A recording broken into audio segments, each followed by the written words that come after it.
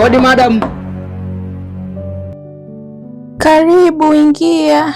Boda kashafika. Karibu. Asante madam. Bali ya kushinda madam.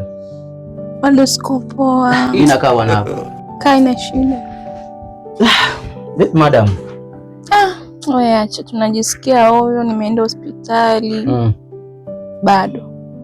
Vipi madam, lakini umetumia dawa? Nimetumia dawa zote, lakini bado najisikia vibaya. Nani ni tatizo? Yaani wewe acha tu. Bwana umekuja. Vipi kwani? Maana hujaniagiza hata chips ile. Sijisikii vizuri kiukweli, lakini naona kidogo utakuwa msaada wangu wewe. Unajua madam wewe unapenda utani. Utani gani? Wewe unapenda sana utani kweli yani. Yaani leo utani gani? Madam bwana. Njoo naomba nikombe kitu. Unaweza kunisaidia?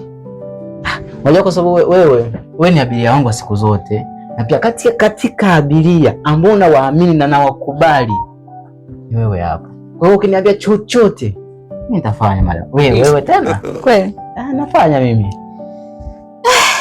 Nilikupa naomba unifanyie massage mgongoni. Madam. Bwana, sasa unaogopa nini? Unajua bwana madam, kweli mimi nimekubali kwamba naweza nikakufanyia kitu chochote, lakini sasa kwenye swala la massage madam, unajua wewe ni mali ya mtu. Mimi naogopa, maana kuna vijana wengi huko mtaani wanatembea na wake za watu wanapakwa mafuta. Sasa mimi hebu usikia niangalie sasa. Usho kuniona mimi usiano na mtu.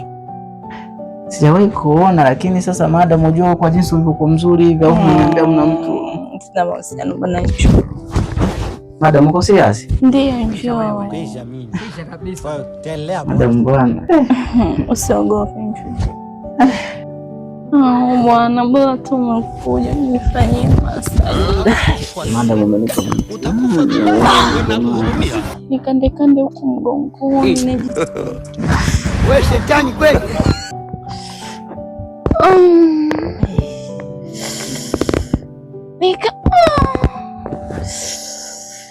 Endelea kuniga.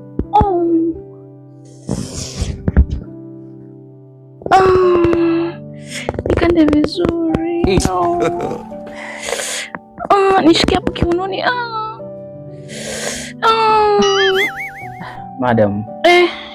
Kwa kweli mimi bwana, mimi ni wa kiume madam. Unataka kumaanisha kwamba yaani kama vipi tumalizane? Kweli? Ndo umenishinda mimi, kazo zero. Kweli mwanaume imara, njoo basi. Kweli? Mimi mwenyewe nilikuwa nataka hivyo. Thank you baby.